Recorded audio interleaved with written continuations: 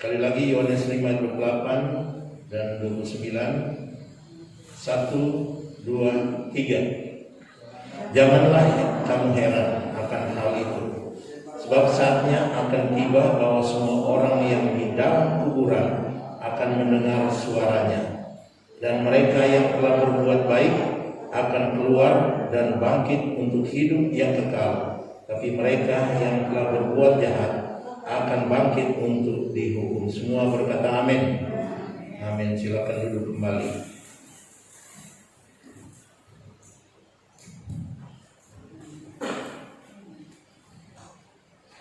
Puji Tuhan, saudara yang dikasih Kristus.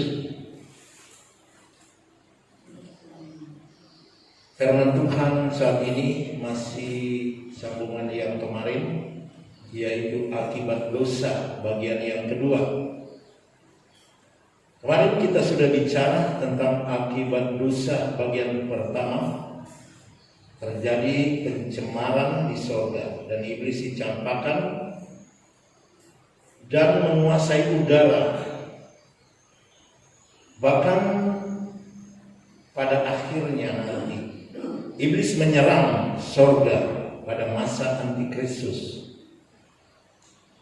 Dengan ayatnya tentunya itu bisa saudara lihat dalam Wahyu 12 ayat 7 sampai 12 pembacanya. Jadi akibat dosa terjadi pencemaran di surga, iblis ditolak dari sana, dibuang dari sana, kemudian dia menguasai udara. Jadi iblis penguasa udara.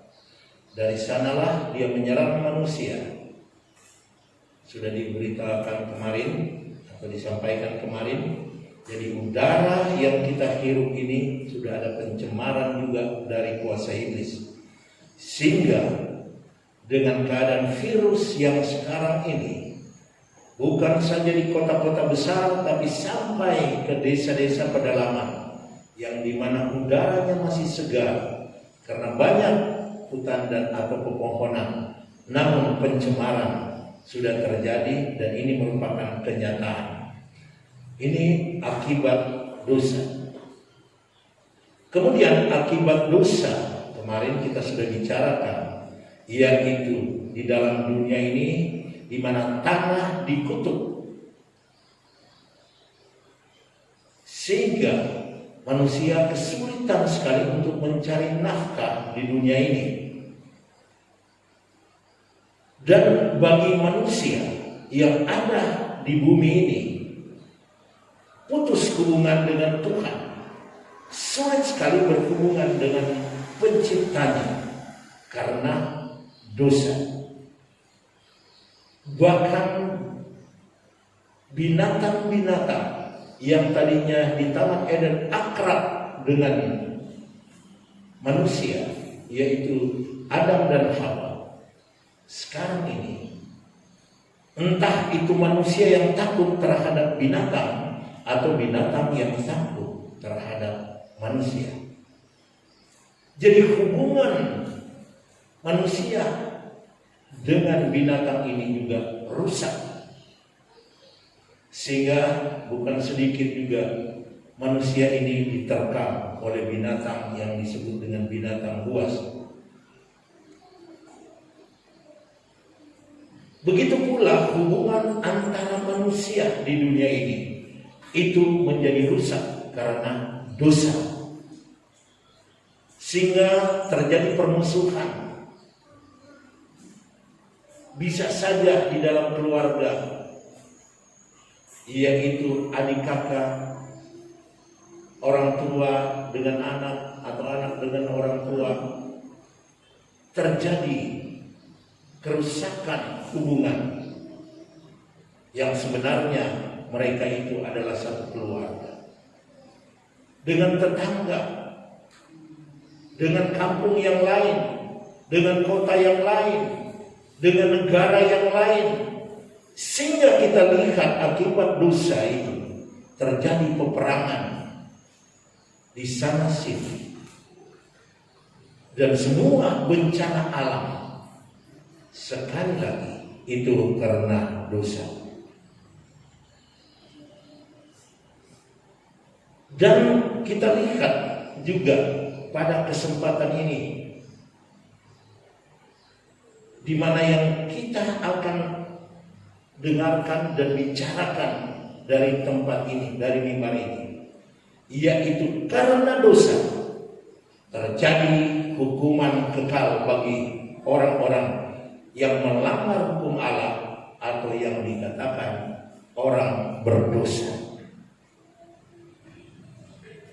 Sebab itu kita sebagai umat Tuhan harus melihat hal ini, harus mendengarkan firman ini, supaya juga kita harus berhati-hati dengan kehidupan rohani kita, supaya tidak terjadi pencemaran rohani, sehingga kita akan dihukum sesuai dengan pembacaan tadi. Kita melihat dari Roma 2 ayat 8 dan 9. Tetapi murka dan geram kepada mereka yang mencari kepentingan sendiri. Kemudian dikatakan selanjutnya yang tidak taat kepada kebenaran. Tetapi mereka itu taat kepada kelaliman. Ayat yang ke-9, kalau saudara perhatikan di situ, yaitu penderitaan dan kesesakan akan menimpa setiap orang yang hidup, yang berbuat jahat, pertama-tama orang Yahudi dan juga orang Yunani. Jadi kita perhatikan di sini. Jadi orang yang hidup di dalam kejahatan, sebagaimana Allah melihat di zaman Nabi Nuh bahwa manusia di dunia ini penuh dengan dosa dan kejahatan yang mereka buat, dan akhirnya kesabaran Tuhan tidak lagi diperpanjang. Selain kesabarannya habis dan dunia ini dihukumnya, dan kita tahu bersama penghukuman dunia ini dengan air bah. Tetapi yang mendengar dan melakukan kebenaran firman, yaitu Nabi Nuh serta keluarganya, yang disuruh untuk membangun bahtera supaya mereka diselamatkan, mereka melakukan itu dan mereka diselamatkan karena mereka mau menuruti perintah daripada Tuhan. Dan bagi mereka yang mengolok-olok karena Nabi Nuh membangun bahtera di atas gunung, mereka semua binasa. Ada penderitaan yang mereka hadapi, ada penderitaan yang mereka rasakan, yaitu penghukuman Tuhan. Begitu pula dengan dosa ini bekerja pada akhir zaman, maka akan terjadi penderitaan dan kesesakan akan menimpa setiap orang yang hidup berbuat jahat. Dan dunia ini karena dosa kejahatan timbul di mana-mana, peperangan terjadi di mana-mana, kebencian terjadi di mana-mana. Bukankah hal ini merupakan perbuatan jahat? Maka ditimpakan Tuhan penderitaan dan kesesakan. Dan dikatakan di sini pertama-tama orang Yahudi dan juga orang Yunani. Karena di zaman itu penguasa-penguasa adalah orang-orang Yunani, orang Romawi, dan kemudian orang-orang Yahudi adalah orang-orang yang melakukan Taurat, tetapi mereka telah membantai Yesus Kristus, telah membunuh Yesus Kristus. Namun Yesus Kristus itu bangkit dari antara orang mati. Mereka sulit percaya akan hal ini, dan penderitaan akan terus dialami bagi orang-orang yang ada di dunia ini yang selalu berbuat dosa. Wahyu 20 ayat 15, dan setiap orang yang tidak ditemukan namanya tertulis dalam kitab kehidupan itu, ia dilemparkan ke dalam lautan api itu. Ada penghukuman bagi orang-orang yang berbuat dosa, yang namanya tidak terdapat di dalam kitab kehidupan, atau tidak ditemukan namanya tertulis dalam kitab kehidupan. Ia dilemparkan ke dalam lautan api itu. Saudara yang dikasihi Tuhan, semua hal ini diakibatkan karena dosa.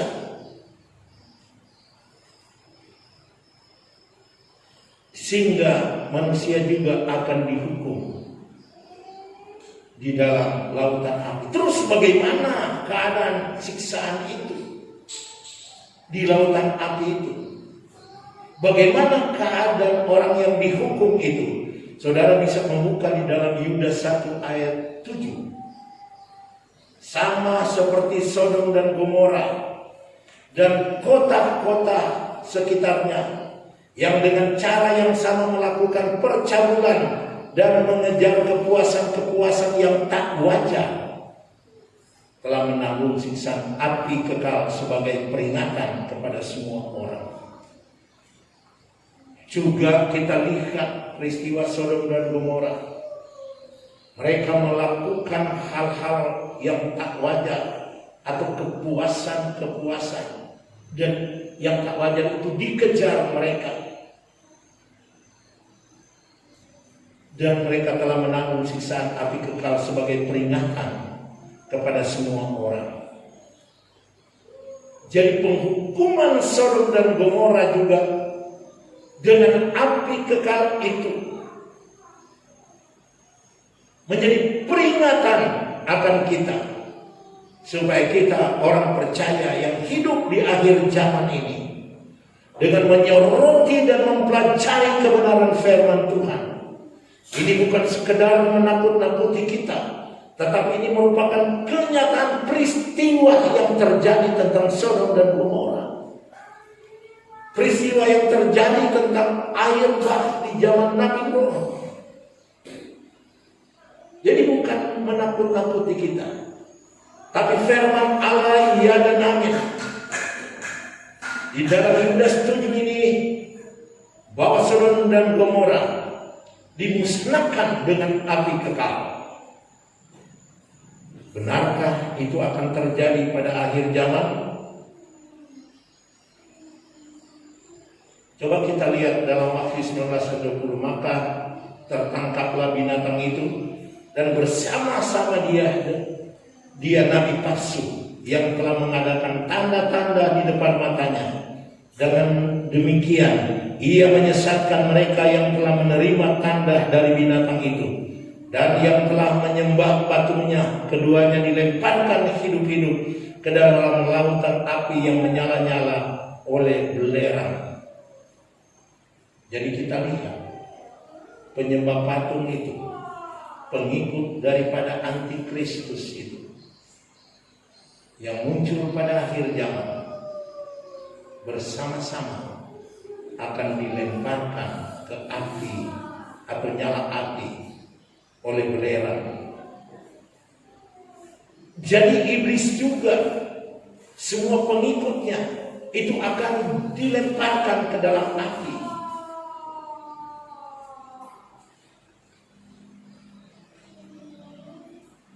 Wahyu 21 ayat yang ke-8, tetapi orang-orang penakut, orang-orang yang tidak percaya, orang-orang keji, orang pembunuh, orang sundal, tukang-tukang sihir, penyembah-penyembah berhala, dan semua pendusta, mereka akan mendapat bagian mereka di dalam lautan yang bernyala-nyala oleh api dan belerang. Inilah kematian yang kedua. Jadi di sini kita lihat pengikut antikristus dengan tipe-tipenya yang kita sudah baca tadi, yaitu orang-orang penakut. Jadi orang-orang penakut juga. Artinya orang penakut tidak mengandalkan Tuhan.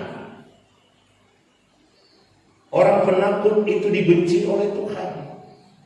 Karena Tuhan sudah berjanji bahwa Tuhan akan menyertai setiap orang percaya. Tuhan akan menyertai sampai kesudahan alam bagi orang percaya. Sebab itu kita dikatakan jangan takut. Jadi orang-orang penakut, orang-orang yang tidak percaya ini, karena dia penakut, dia tidak percaya kepada Tuhan yang Maha Tinggi, yang sudah berjanji untuk melindunginya, termasuk orang-orang yang akan dihukum.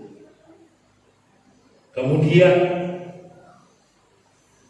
orang-orang keji, orang-orang pembunuh. Jadi orang penakut dan orang yang tidak percaya, yang tidak memiliki iman, disejajarkan dengan orang keji dan orang-orang pembunuh, dan disejajarkan dengan orang-orang sundal yang akan dihukum.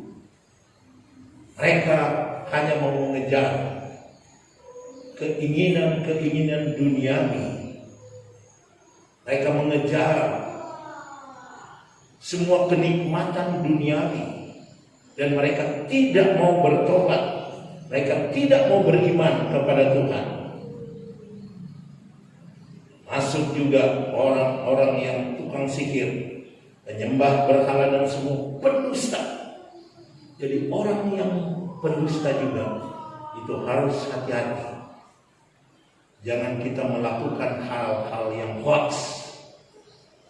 Apalagi akhir zaman ini,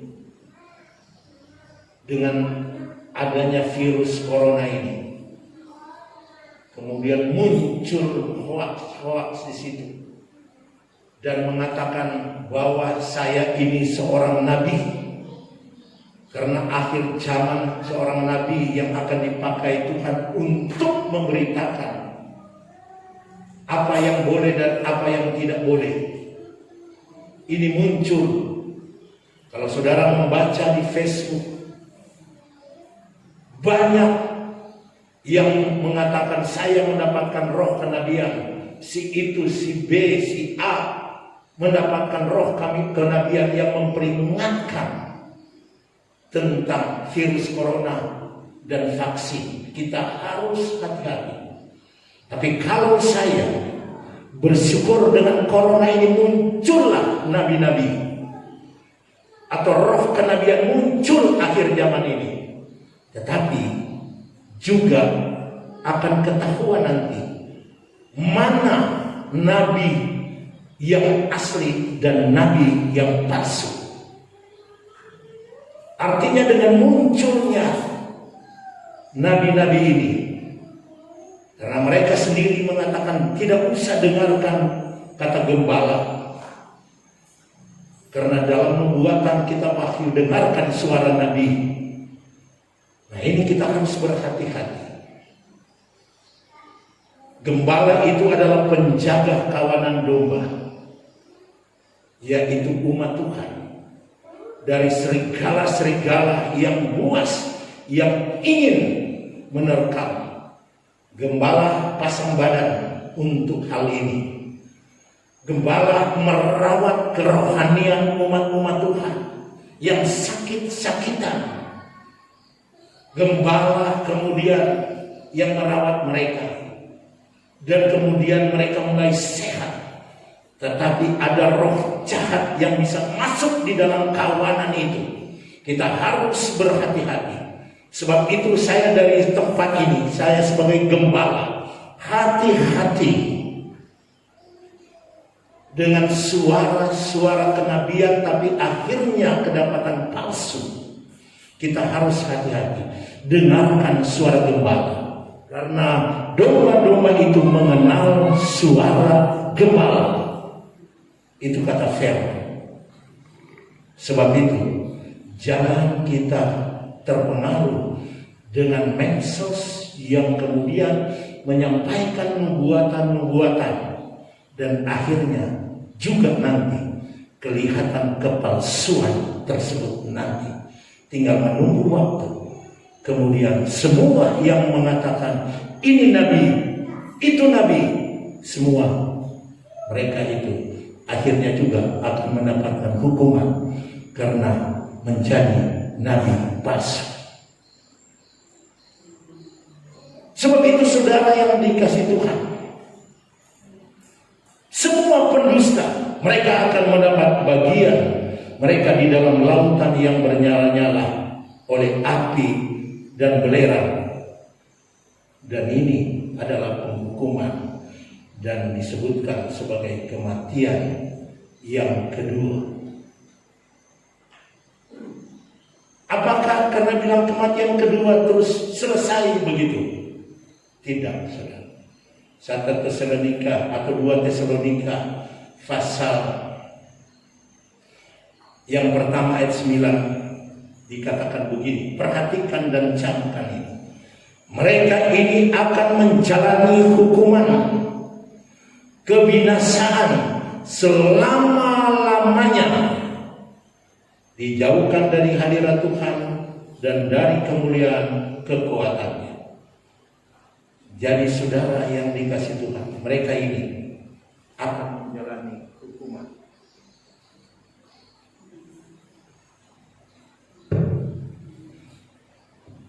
Jadi orang-orang yang kami sebutkan tadi itu termasuk pendusta,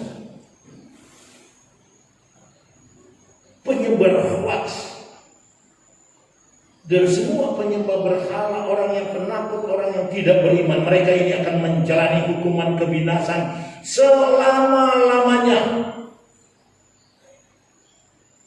Jadi kematian kedua itu bukan mereka mati dan selesai, tapi penghukuman kebinasan selama-lamanya, dijauhkan dari hadirat Tuhan dan dari kemuliaan kekuatannya.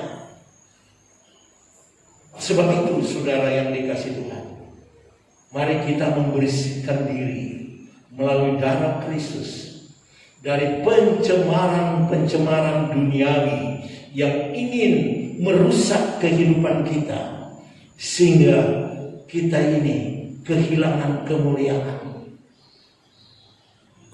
Datanglah kepada Gembala Agung, yaitu Yesus Kristus. Dia akan menuntun kita kepada jalan kebenaran. Sebab itu saudara, di akhir zaman ini kita banyak berdoa, kita banyak bersekutu di dalam satu pengembalaan, karena nanti ada serigala-serigala, ada nabi-nabi yang dimana nabi palsu ini akan masuk dan kemudian menghancurkan kawanan domba yang digembalakan tersebut. Mari dengan darah Kristus kita datang kepada Dia, karena darah Kristus itu juga yang menyucikan pencemaran dari Lucifer di dalam kerajaan sorga. Dan darah Kristus itu juga yang akan mengalahkan kekuatan antikris yang mau berperang dengan Tuhan, dengan penghuni sorga. Tapi darah Kristus itu yang akan mengalahkan mereka. Saudara bisa melihat itu dalam Wahyu 12 ayat 7 sampai 12. Kita melihat kuasa Tuhan yang dahsyat dan luar biasa mengalahkan semua kepalsuan yang ada di dunia dan pada akhir zaman. Biar darah Kristus sekali lagi menyucikan kita. Kita siapkan hati kita. Kita akan mengikuti perjamuan Tuhan.